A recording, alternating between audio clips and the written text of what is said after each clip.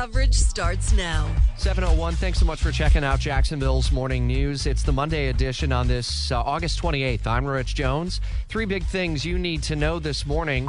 Governor Ron DeSantis urging Florida's West Coast residents to get ready for Tropical Storm Idalia. If you are in the path of this storm, you should expect power outages. So please prepare for that. Peak local impacts to be felt throughout the day Wednesday, with winds our greatest threat. The murders of three black people at a General Dollar in Newtown of Jacksonville is being investigated as a hate crime and an act of domestic terrorism.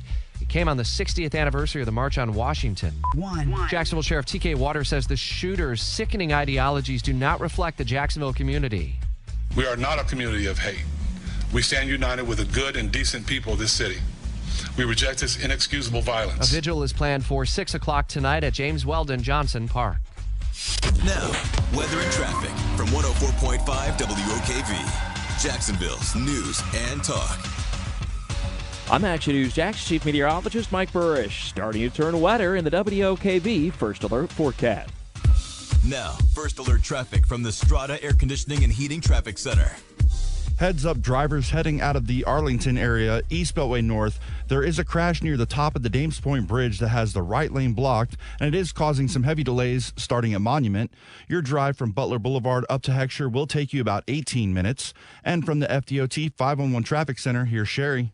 We are still keeping our eyes on a St. Johns County crash. 95 northbound, a vehicle left the road at County Road 210. It's over in the tree line, but so far no delays. And you're also looking good as you approach downtown, so your drive between the Beltway and the Fuller Warren will take you less than 14 minutes. From the Strata Air Conditioning and Heating Traffic Center, I'm WOKV's Jay Bose. I'm April Davis at 7:03 here on Jacksonville's Morning News. And coming up in just a minute, we'll check in with our consumer warrior, Clark Howard, who is going to check out the risk you need to know about with private investing. And, of course, our other big story of the day, Tropical Storm Idalia. It is strengthening and predicted to be a hurricane before landfall on Florida's Big Bend. First Alert Chief Meteorologist Mike Burrish saying our greatest local impacts are likely to be winds and tornadoes. The damage could be fairly significant for quite a ways inland because this is a swift-moving hurricane. It's quite possible that it's still at hurricane intensity while crossing Interstate 10 west of Jacksonville during the day on Wednesday. And if it is, this really ups the ante on our wind speeds. And so that's my biggest concern, and especially near and west of I-95, where tropical storm force winds sustained are likely now, the way it looks. That'd be anywhere between about 40 and 70 miles per hour, but wind gusts of hurricane strength, 74 miles per hour or higher. Held and hundreds upon hundreds of people gathered in the Newtown area. Governor DeSantis was there, Mayor Deegan. It didn't matter what political party you were a part of. The community came together for healing, for comfort, and perhaps for some understanding. Sheriff T.K. Waters was also there, and I saw you bowing your head in prayer. And Sheriff, this morning, what are the emotions these days later for you? As a leader in our community, as a black man in our community, and as the sheriff of this community? My feelings currently are, I feel strength. I feel supported by our community. I feel the overwhelming desire to continue to fight hard for our community. What happened in Jacksonville, from, quite frankly, someone that doesn't live here, is not representative of our city. I think I expressed that, and I've expressed that over and over again. And I'm proud of our city, and I'm thankful to have such fine people living here. And Sheriff, what do you have to say? I know this was just something we can never predict and always a terrible tragedy, and we see it too often across the country, but now it's right here in our city. What do you have to say to the families of the victims? My heart goes out to the families of the victims. I visited two of the families yesterday, spoke directly to a grandmother and a daughter, and I extended my heartfelt condolences. I told them that we are here for them. We are here to support them in any way that we can. They have our phone numbers. Whatever I can do to help them moving forward, I am here to do it. And it's very important for us to stick together and help them get through this process, which is a very difficult process. You often hear people talk about closure, but there's really no such thing as closure. When you lose a loved one like that, it's extremely difficult. it never closes. The wound, you wake up and you think about it daily. And they're in my thoughts. I will continue praying for them and continue to support them wherever they need it. You heard from the president, I believe, last evening. What did President Biden tell you? We had a really good conversation. He was asking about the victims. He was asking about your way to work or to the classroom on Jacksonville's Morning News. Welcome back to Jacksonville's Morning News, 7:54 on your Monday morning, and we are keeping you apprised of two big stories. One, the mass shooting Saturday, killing 3 people. The FBI investigating it as a hate crime, and we are tracking this system coming into the Gulf of Mexico this morning. We need you to be weather aware, and Governor Ron DeSantis is urging preparation for Tropical Storm Idalia. In terms of resources, we have mobilized 1,100 National Guardsmen, and they have at their disposal 2,400 high water vehicles, as well as 12 aircraft that can be used for rescue and recovery efforts. WOKV's Mark Mayfield continues our team coverage. DeSantis has placed 33 counties under a state of emergency and says he's mobilized 1,100 Florida National Guard members. He's telling Floridians to listen to local authorities, heed warnings, and to expect power outages. And of course, we will be here all day and for the next 24 to 48 hours, making sure that you know minute to minute what is happening with Idalia. It will be a hurricane. That is the prediction at this point. We don't know if it'll be a Category 2, a Category 3. Chief Meteorologist Mike Burrish is staying on top of it.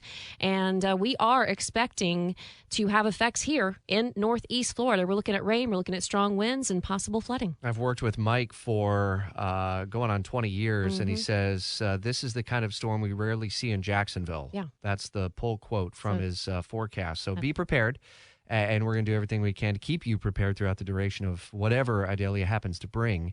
The other big story, the Jacksonville Sheriff's Office now providing the full 3-hour timeline of the racially motivated murders at the Dollar General in Newtown Saturday. Action News Jax's Ben Becker with the update. It started at 12:48 p.m. on Saturday when Palmer pulled up behind the EWU library in a gray Honda Element and put on a mask, a bulletproof vest, and gloves. Then, just before 1 p.m., Palmer drove off towards King's Will and a suicide note on Palmer's laptop. He also left behind a racist manifesto. Then, at 3:44 p.m., SWAT confirmed that the shooter was dead after he shot and killed himself. A vigil is planned for 6 o'clock tonight at James Weldon Johnson Park, across from Jacksonville City Hall. And there were vigils over the weekend as well, and saying she shares the community's grief. Jacksonville Mayor Donna Deegan offering an apology near the scene of the Dollar General murders. And I feel a personal responsibility, a personal failure for not having been able to do something to protect you from what happened yesterday. Mayor Deegan saying unity is what is needed and that we cannot tolerate hate against our black community in Jacksonville. WOKV News Time is 7:58. I'm Action News Jax Chief Meteorologist Mike Burrish. Rain begins to slowly return ahead of Idalia in the full first alert forecast in less than 10 minutes. 4.5 WOKV. It's 7 o'clock. Good morning. Thank you for being here with us on Jacksonville's Morning News. And we will be here for you throughout the duration of whatever Idalia happens to bring.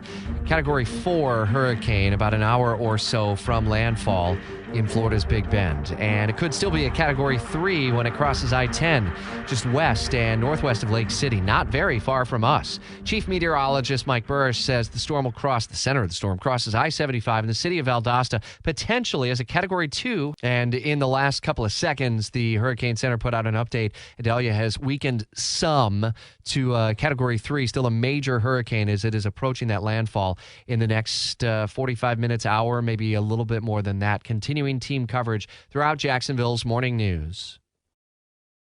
Welcome to You Decide 2023, the race for Jacksonville Mayor.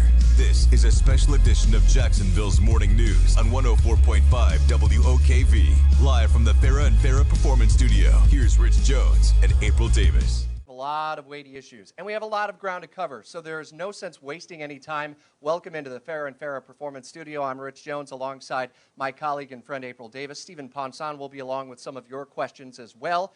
Donna Deegan, Daniel Davis are here in studio. You should know them by now, but I'm really interested in knowing, like, what's the one thing that give your elevator speech, Donna Deegan. Let's start with you. 30 seconds, something we don't know about Donna Deegan. Something you don't know about me? Yeah. Well, that's not an introduction. Something you don't know about me. Okay, I gave my dad a kidney when I was 18. How about that? Really? Well, That's the thing. That's the thing that a lot of people don't know about me. There you go.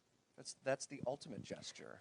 And Welcome so, into the studio. We Thank you. appreciate it. That's Thank a you. great story, Daniel. Tell Right, us something. right off the bat, he I don't tries know if to you give can me top what do that people one, not know but about you. let's Lived see in if the we can public top eye it. my whole life. What might we know not There's know no about way Daniel I can Davis? top that. That's pretty incredible. And I can't walk by a jar of M&Ms without grabbing a handful. How about that? Peanut or absolutely peanut M&Ms for Can I just say that you have just seen that we have something in common right there.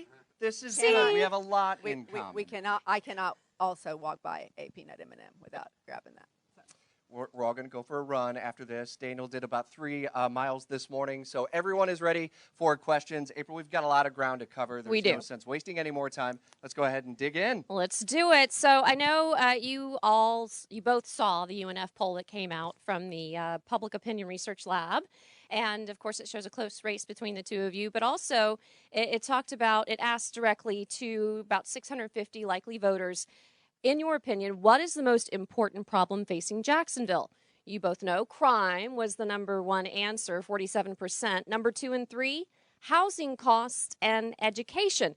So we'll start with Donna. What do you think you can do as mayor to address those top concerns? Well, obviously, on the crime front, I think it's going to be very important to fund additional officers, that we need to make sure we have enough officers on the street so that we have a large population that is growing all the time, so we need enough officers. But you, Daniel Davis, we are asking about the poll that we just talked about, the top concerns for Jacksonville voters, crime, housing costs, education. What would you do as mayor? Sure. And Rich and April, thank you so much for having us today. Starting the day off right. And all the listeners out there driving to work, I'm honored to be here. I think Jacksonville got it right in the poll. Everybody is concerned about crime. That was full at that point. It is once again the WAPE and Action News Jax Holiday Toy Drive benefiting Wolfson Children's Hospital. Drop off at Peterbrook Chocolatiers and happening in the next 20 minutes at the St. John's Town Center, Maggiano's Roundabout, where we have hosted so many different convoys of care and other big events throughout the years. Today, starting at 8 o'clock, is your chance to make Christmas just a little bit less sucky for local kids who have to be hospitalized, unfortunately, over the holidays. Judd, our buddy with WAPE on 95.1 down the dial, the legendary Big Ape, is out there. It's a little chilly this morning, Judd, but I think everyone is feeling nice and warm on the inside because of all the good that's happening. Yeah, absolutely. We're so excited to be out here right in front of Maggiano's, the big Christmas tree everybody knows about at St. John's Town Center. That's where we're going to be till 6 o'clock today. Judd, is there anything specific that the hospital has asked for? All types of toys for all age ranges of kids. The big thing is new and unwrapped, so we know what they are, so they can get them into the right hands of the kids that are asking for these things. But games and toys and dolls and things that people can play to pass the time at the hospital. And one of the best things is, because it's at the town center, just go over to Target or even go to the dollar store. You don't have to spend thousands of dollars. You can make we can put together and bundle some of these toys. So go over there, keep it unwrapped, and head over to the roundabout. Yeah, you just never know what toy may put the smile and make that treatment just a little bit better for the kid in the hospital. It could be something small, it could be something big, could be a couple little things. So we'll take it all. Yeah, perfect location for you guys to be out there today, because that's a good point. There are lots of shops around there where you can just pick up something if you don't have anything in hand right now. And, of course, today is the last day to also drop off here at our studios. Yes, and we'll be emptying that box later. And big shout out, as Rich said, to Peterbrook, who's been collecting for the last couple of days. We've been picking up the toys, and just these boxes are overflowing. The one at Town Center was overflowing. The one down in Ponte Vedra was overflowing. I picked up the ones downtown yesterday. So thankful to everybody who sort of pre-gave at our Peterbrook locations. Really set us into this event today with hundreds of toys already for the kids, which is amazing. Judd, how old is your kid now? 4, just turned 4. And a sniffle will set you and your wife back and knock you on your toes, and you do everything for your kid. I don't know if you've ever had a hospitalization, but you can stop for a moment and realize that any time a kid gets sick and is going to have to spend the holidays in the hospital, it impacts the entirety of the family. It really hits the heart. Absolutely. and maybe you don't have kids and you just want to meet Dex and Barbie T. Yeah. Yes. They'll be out there. Here today. Yeah, they'll be out here today with Action News Jackson, all the anchors. And the cool part, too, when you stop by Town Center, maybe you're just here grabbing lunch, we're also giving away Luke Combs tickets for his shows in May at the bank. So you just drive on by. We'll hand you a little quarter sheet with a QR code to scan. So drop off a toy, maybe win some Luke Combs tickets for your own tree this year. Look at you incentivizing things. I love this, Judd. This is sweet. Absolutely. It's all about giving it's the back season to the of community. giving. It is. You're Tis the season. Thanks for joining us this morning, Judd. Good luck with everything starting at 8 a.m. over at St. John's Town Center Roundabout right there in front of Maggiano's restaurant. And it'll be going until 6 p.m. tonight. So good luck with everything. And they'll be out there ready to entertain you. Dex and Barbie T are just a hoot. And they'll be doing their show out there, right, Judd? Yep, they'll be here live the rest of the morning and then all day long checking in also, and they'll be on TV too, so get ready for that. The two of them on TV with our friends from Action News Jax. So throughout 6 o'clock today, and we hope to be able to fill truckloads full of toys so that you can brighten the spirits of those kids and maybe even their siblings this Christmas season at Wolfson Children's Hospital. 7:45 up ahead. With the holidays comes the presents, the decorations, and all the cooking and the baking. What ranks as America's favorite Christmas cookie? Next. Hi, this is Earl.